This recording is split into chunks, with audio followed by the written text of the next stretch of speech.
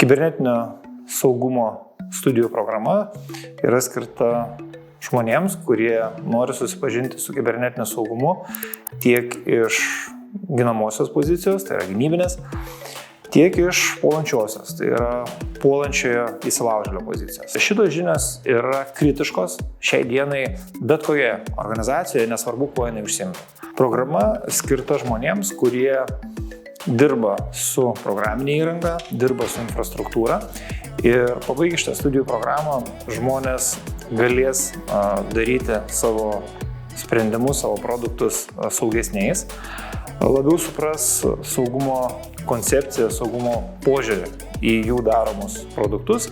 Na ir aišku, kaip papildomas toks dalykas, kuris po šios programos yra galimas, bet nebūtinas, tai šios programos metu mes pasiruošime vienai iš tarptautinių kibernetinio saugumo sertifikacijų ir žmonės, kurie priims šitą iššūkį, galės išsilaikyti šitą sertifikatą tarptautiniam egzaminavimo centre ir parodyti savo esamiems arba būsimiems darbdaviams. Mes laukiame žmonių, kurie dirba su kompiuterinė įranga, tai yra su bet kokiais kompiuteriniais objektais.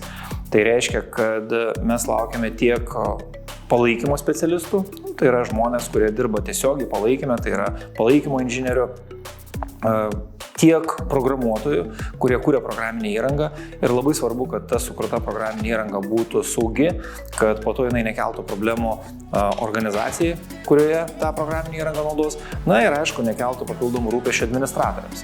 Iš kitos pusės administratoriai taip pat yra laukiami šitoje programoje, kadangi jeigu iki tol nebus pasirūpinta saugumu, jeigu iki tol dirbę žmonės nepagalvos apie šitos klausimus, tai administratoriai, ta paskutinė grandis, kuri turės tą saugumą užtikrinti, turės dirbti su tuo saugumu. Taigi kviečiami ir administratoriai, kurie užkamšys likusias skyles.